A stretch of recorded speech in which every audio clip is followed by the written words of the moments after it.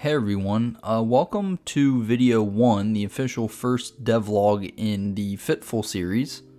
This is actually editing lane right now, and I just wanted to tell you kind of how I recorded this video and why it may seem a little bit weirder than your typical devlog.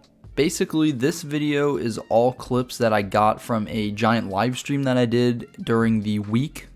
And it may feel a little weird because I actually just edited down a pretty solid amount of footage down into a little bit of a more digestible length for a video. I didn't actually have a whole lot of time to work on any super new major updates for the app this week, so I only made the Git repository, which you'll actually see in this next clip. So I hope you enjoy the video, and hopefully by next week we'll have a little bit of a more traditional devlog with a lot more design updates and maybe even some code being written. So without further ado, I hope you enjoy the small Git update. The first thing I actually need to do is to make the project in Android Studio. So we're gonna do a new project, and I guess it says empty compose activity material 3. It still says it's in preview, but I'm like pretty sure it's not anymore.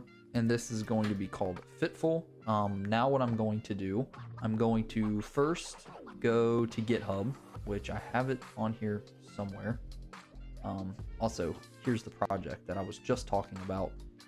Go to GitHub. I'm going to do a few things. So if I go down and open my terminal, sure, I'll update OMyZSH. I'm gonna bump this font up for you guys.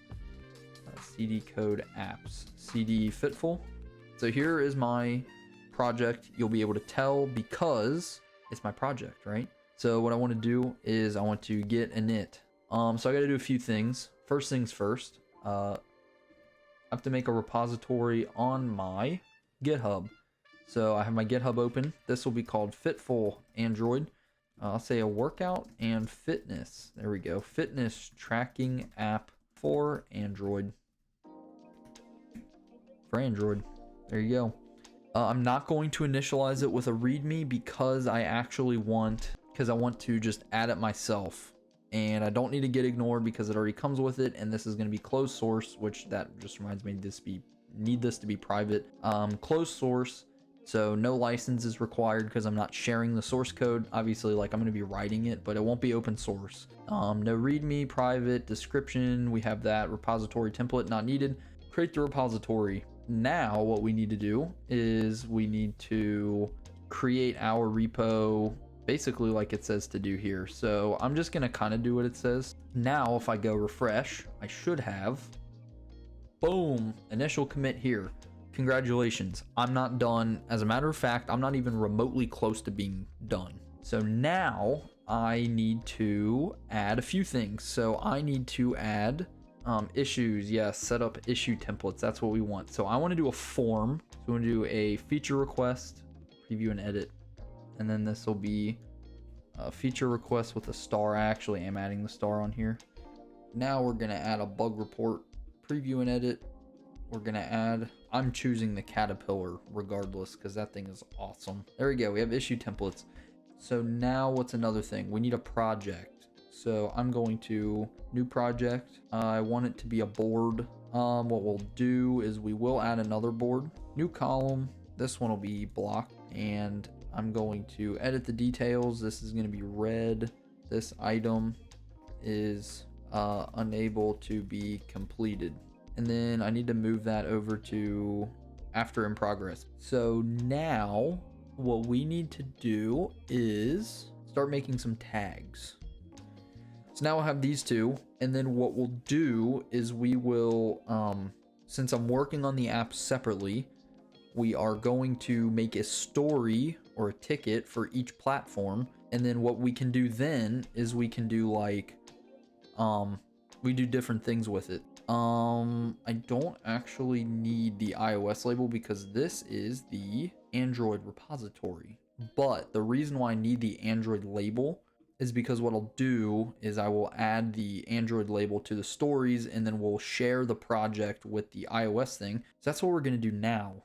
I'm going to rm-rf Fitful, and then I will clone it into Fitful Android, and then that is how we will do it.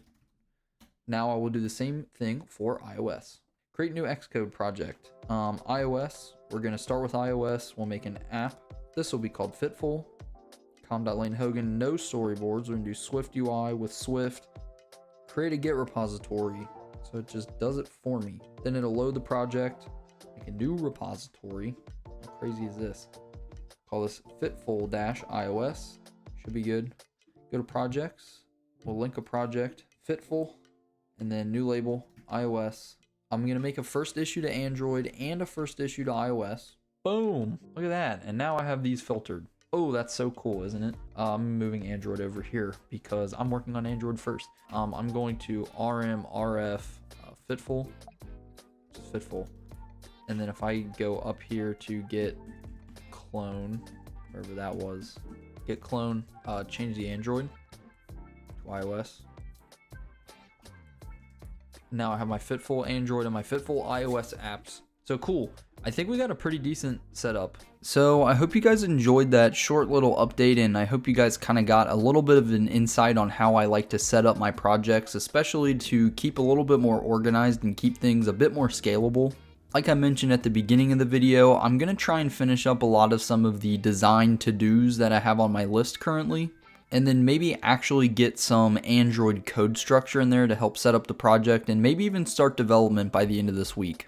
So I hope you all enjoyed this video, and I hope you guys are excited to see what we have coming up for the next Fitful devlog. Don't forget to stay tuned for the next one, and I will see you guys in the next devlog for Fitful.